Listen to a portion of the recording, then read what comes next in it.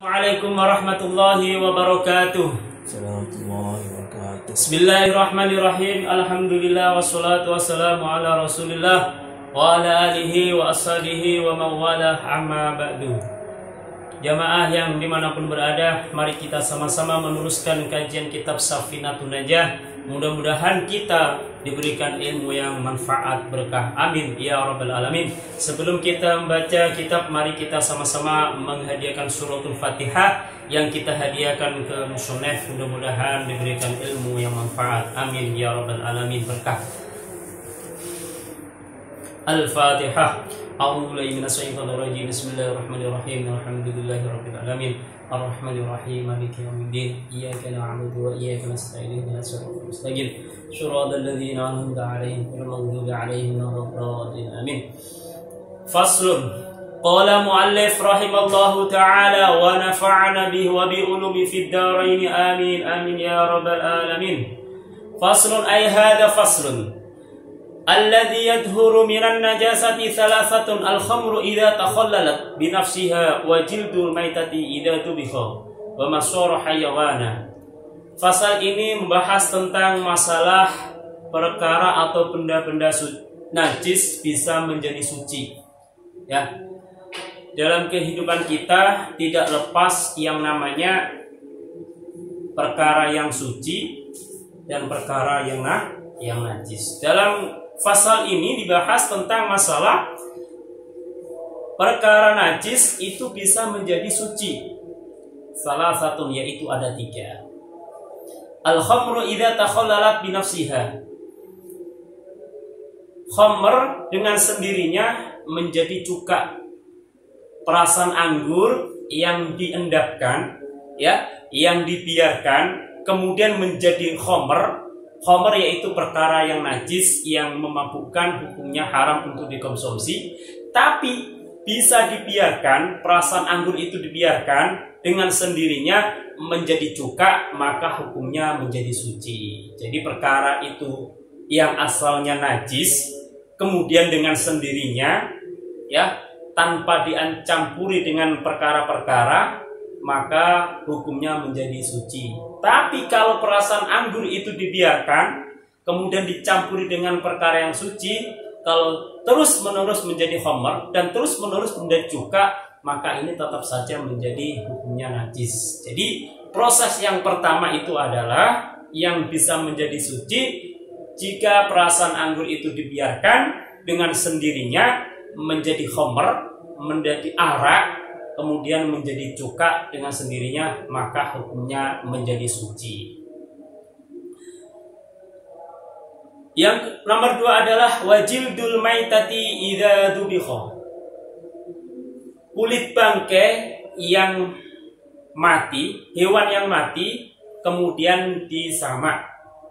Nah, jadi kulitnya bangkai yang disamak itu juga menjadi suci, ya. Bangkai apa saja kecuali bangkai yang sudah kecuali hewan yang sudah dinas dalam Al-Qur'an maupun hadis, yaitu hewan seperti hewan anjing yaitu dan babi atau celeng, makanya tidak boleh, ya.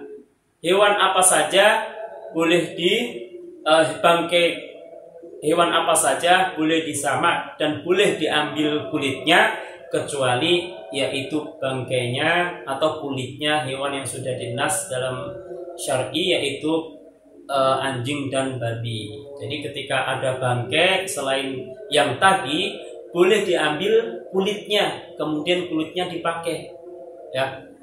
Begitu pula dalam proses untuk mengambilnya pun, membersihkannya pun, yaitu dengan perkara-perkara yang sifatnya pahit, seperti daun bidara, maka kulit itu diambil semuanya, daging-daging yang menempel dibersihkan semuanya, ya, sehingga tidak ada daging yang menempel di kulit itu, maka itu boleh dikonsumsi. Maka boleh bukan dikonsumsi, dipakai kulitnya, ya. Kalau hewan yang disembelih secara syar'i, maka ya boleh dimakan kulitnya, seperti kayak kambing, sapi, Ya, kulitnya kalau disembelih maka bukan hanya dagingnya saja, kulitnya pun boleh dikonsumsi, ya. Tapi kalau ada bangkai hewan yang selain tadi, maka boleh diambil kulitnya untuk dipakai, ya, dan boleh sah untuk dipakai. Nah, kemudian ada tambahan juga, hukumnya tidak boleh menyembelih hewan yang halal untuk dimakan hanya diambil kulitnya saja, ya. Jadi ada hewan yang halal dimakan tapi tujuannya untuk mengambil kulitnya saja, tidak boleh, ya. In kana ma'kulan la yajuzu dzabhuhu.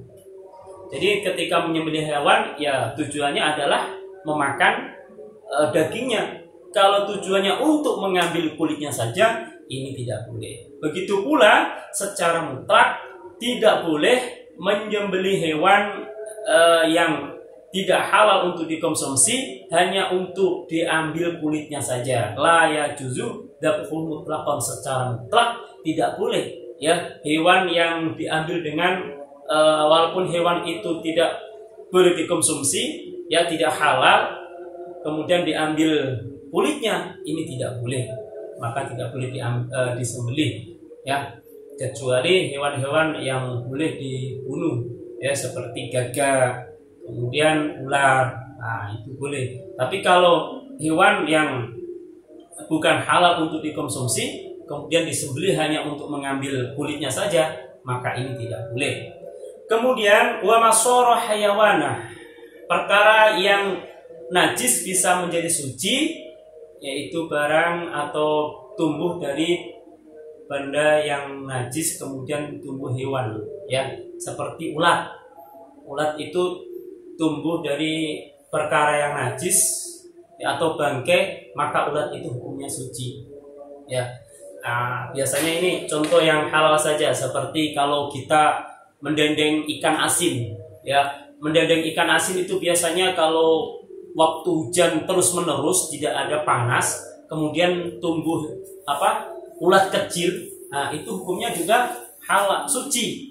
Maka daging hewan tersebut, ikan yang didendeng, hukumnya juga halal. Begitu pula kalau kita buah-buahan, ya, buah-buahan kalau misalnya ada ulat kecil, maka ulat itu hukumnya suci. Nah, kalau tidak memungkinkan untuk diambil, ya ketika dimakan hukumnya juga tidak apa-apa. Tapi kalau memungkinkan untuk diambil, ya dipisahkan, karena itu barang itu termasuk hukumnya hewan itu tumbuh dari dengan sendirinya, hewan itu hukumnya suci. Jadi pasal ini menerangkan tentang masalah perkara najis bisa menjadi suci, yaitu ada 3 perkara.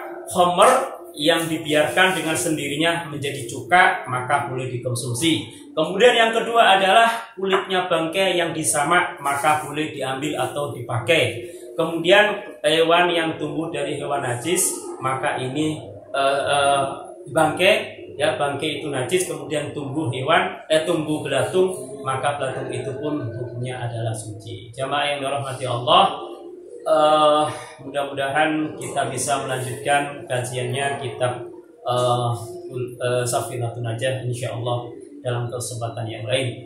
Kurang lebihnya wal afu minkum. Assalamualaikum warahmatullahi wabarakatuh. Assalamualaikum.